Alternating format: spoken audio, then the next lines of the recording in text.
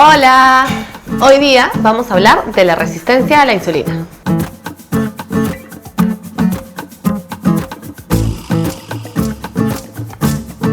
Primero vamos a empezar hablando sobre qué es la insulina. La insulina es una hormona anabólica, significa que es una hormona de construcción. Su función más importante en el organismo es permitir que la glucosa que está en el torrente sanguíneo, producto de los alimentos que hemos comido, entre a nuestras células en general. ¿Qué eleva la insulina? Todo lo que eleve la glucosa en sangre también eleva la insulina. Es decir, cualquier alimento, ya sea carbohidrato como una harina o una pasta o de repente una papa o una menestra o frutas o dulces en general, azúcar en general, va a elevar la glucosa en sangre y por lo tanto vamos a necesitar insulina para que esa glucosa entre a nuestras células. ¿Cómo podemos saber si tenemos la insulina elevada o si tenemos una resistencia a la insulina?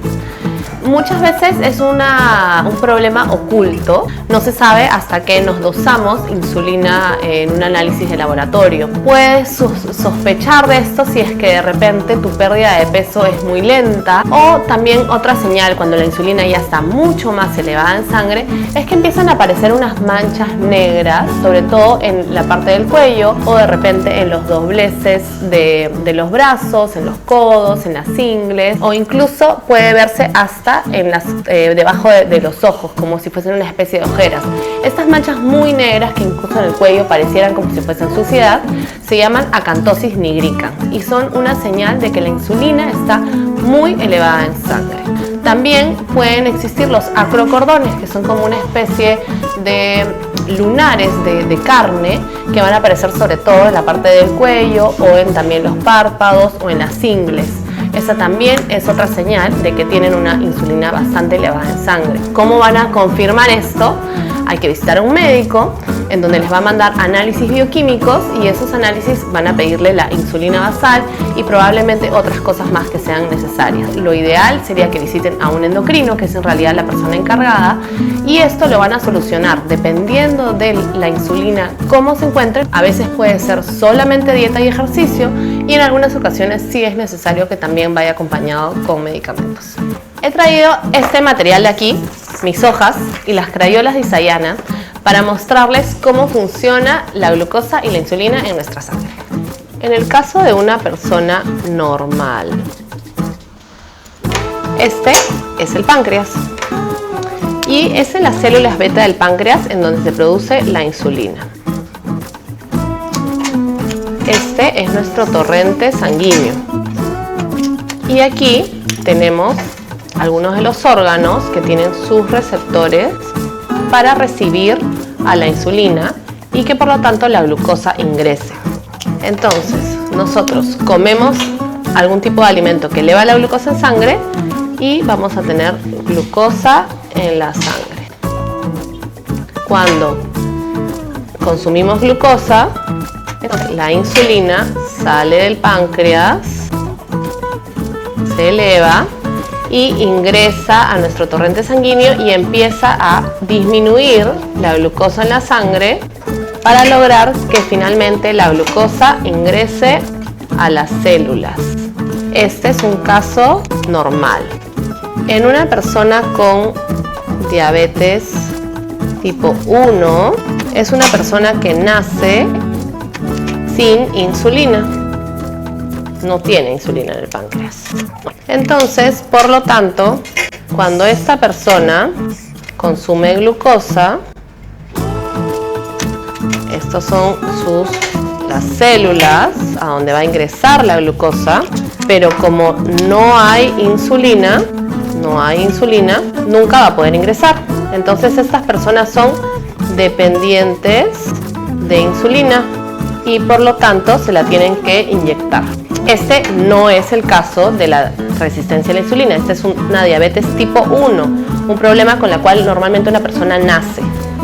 Ahora, tenemos nuestro páncreas nuevamente, que sí tiene insulina, tenemos nuestro torrente sanguíneo, tenemos nuestras células y esta es una persona que tiene resistencia.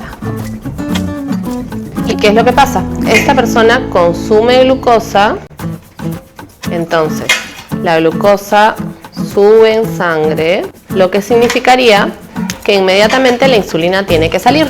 Y eso es lo que pasa, la insulina sale, la insulina se eleva en la sangre.